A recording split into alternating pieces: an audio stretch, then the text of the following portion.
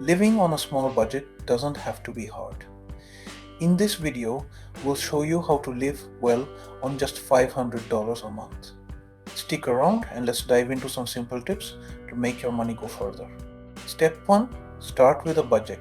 This will help you know exactly where your money is going. Divide your expenses into categories like rent, food, transportation, and entertainment. Remember, every dollar has a purpose. Step 2. Cook at home.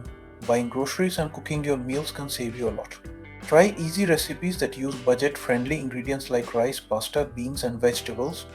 Step 3. Be a smart shopper. Look for discounts, use coupons, and buy in bulk for things you use often. Try to avoid snacks and processed foods. They cost more and are usually less healthy. Step 4. Save on transportation. If you can, walk or ride a bike instead of using a car. It's great for your health and saves you money on gas. Step 5. Have fun for free. You don't need to spend a lot of money to have a good time. Try a game night at home, a movie night with friends, or a picnic in the park. With these simple steps, you can enjoy life on a budget.